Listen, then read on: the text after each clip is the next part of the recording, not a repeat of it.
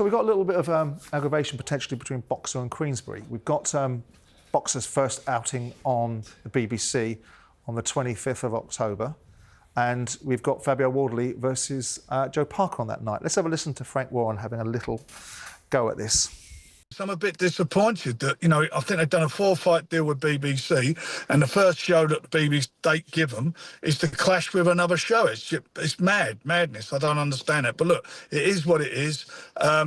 It's up against our show. I mean, the two guys are fighting on our main event. Fabio Wardley is in a real tough fight against Joe Parker. I mean, these are different levels, by the way.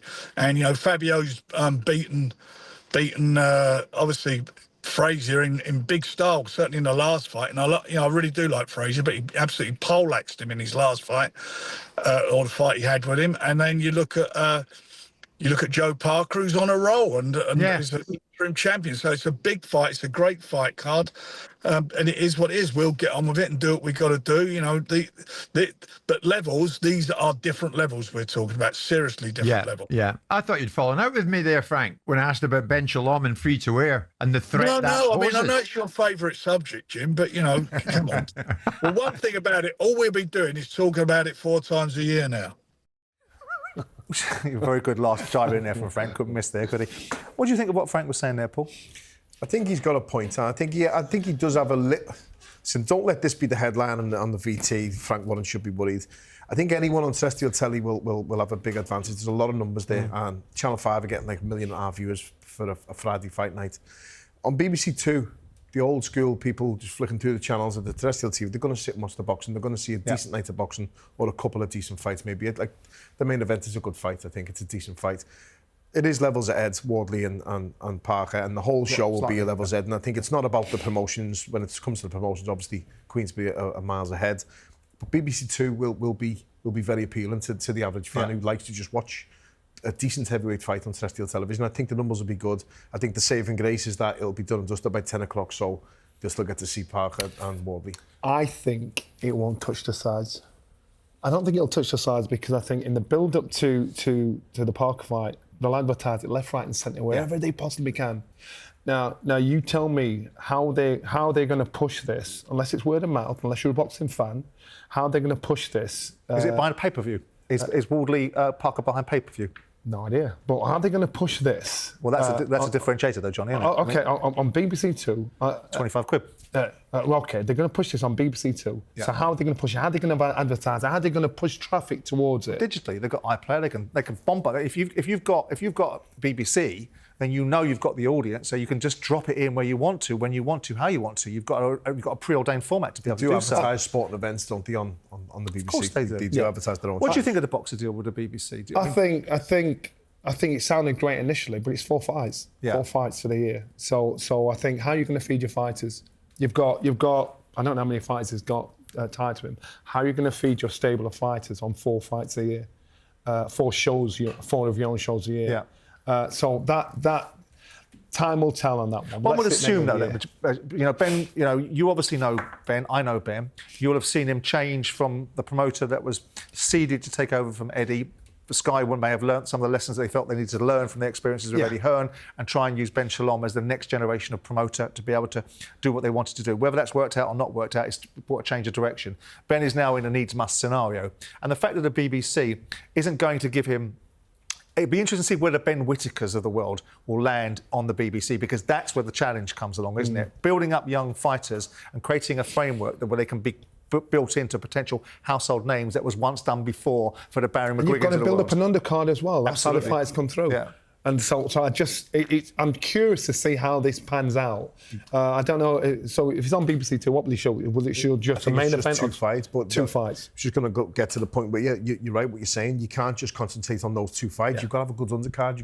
You've got to reward the person buying the ticket to go to the fight. Of course. The actual fans who are there. Of course. And unless the undercard's any good and it's just one main event fight. But the smallest audience is going to be one in the hall. So you do have to make sure that the audience that's watching it from the television point of view, gets the view that you want it to have. I'm going to talk about Frazer's fight in a minute with Jeamie TKV. I wanted to get your reaction, Johnny, to Parker versus Wardley. I mean, we had the 2 boys in the studio a couple of weeks ago. They were the epitome of class and well-mannered and well-behaved and a huge load of respect.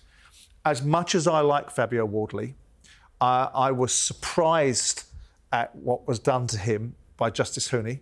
And he got out of jail in that fight. And of course, when you've got an equaliser as powerful as he's got, that's fine. But Joe Parker is a whole different box of tricks in a whole different stage in his career. Do you like this fight, and what do you think the direction of travel is for it? There's an old saying, sometimes when you've got a fight, you throw them to the wolves. You think, if you're going to survive, you'll get through this. And I think that's this one for Wardley. He's put him in there and thinking, if you're going to do anything, I'm throwing you to the walls. Do you think it's a no-lose fight for him? Because I said it to Fabio in the studio, which is basically, most of us... Where are you leaning, by the way, on that fight? Where are you leaning towards? I'm leaning towards Parker. Right, me too. Most people, and I think you're in the same place, aren't you, Paul? Yeah. Most people will think that Parker's going to win this fight, and most people will look outside going in. If Fabio Wardley goes in and loses this fight, he didn't lose anything by going in there. He took an opportunity, unless he gets hurt in the fight and subsequently his career gets derailed as a result of it.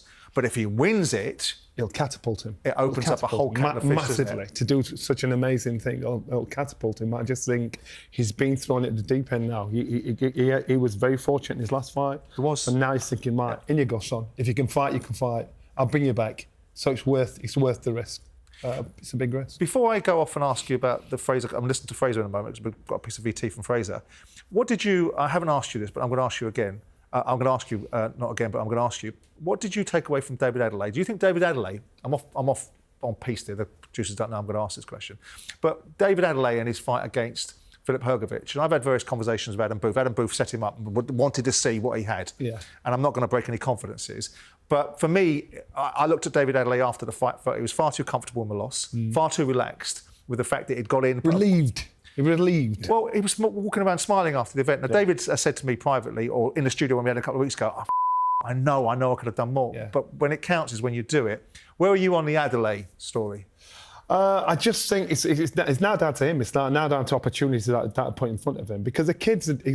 Sell him, are you? Exactly. And so now he's got to put himself in a position. He's got to go in and be the underdog. He's going to try and take a scalp when he's not expected to get it. Because now the opportunity was put in front of him there. So he's got to go in as the opponent and he's going to try and upset the apple cart. I mentioned Frazer. Let's have a listen to Frazer talking to myself and Jim White on talkSPORT last week.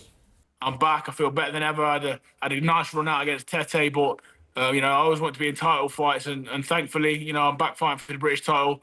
And like I say, against a good Jeamie TKV, one that I felt was pinging David Adeleye until that controversial finish. So I know what he's about. He's a good opponent, and I'm looking forward to the contest. He's in a good gym. He's surrounded by good company. He's got good heavyweights in his stable: Moses Atuma, Fabio Wardley, Anthony Joshua, and we've seen what he brought to the ring. Last time he was out, I thought he was very impressive against David Adeleye, and to be honest, I thought he was winning the fight. So, and David Adeleye gave a good performance last time against Filip Hrgović. So, well, he competed a little bit, but yes, I'm taking him very seriously, and I'm really up for this one. What if you beat Jeamie TKV, and you're sure you will, and you become a British heavyweight champion?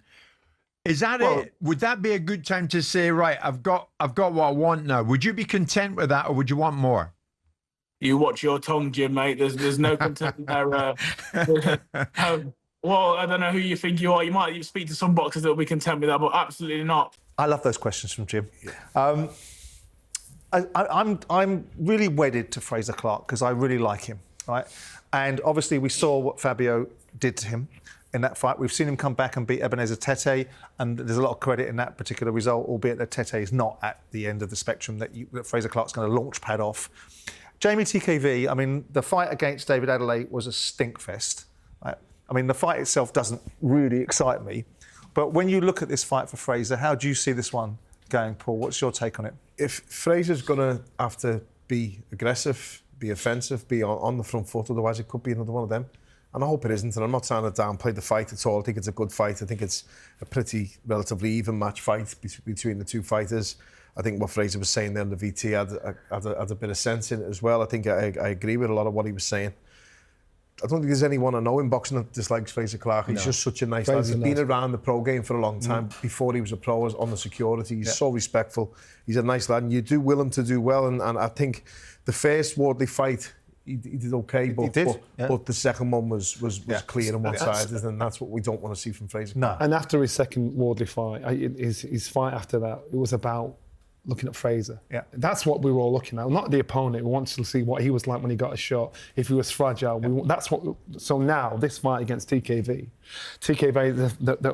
again, it could be one of those fights that could stink the place out. It could do, but he's got to make sure he steps his game up and shows his class, shows his pedigree, because TKV will really try and put it on him. Yeah. But I've just not seen a gear from TKV to step it up to make me think, you've got Frazer's number. I've just not seen about him. Well, let's hope it isn't a sneak. Let's hope it's a good fight.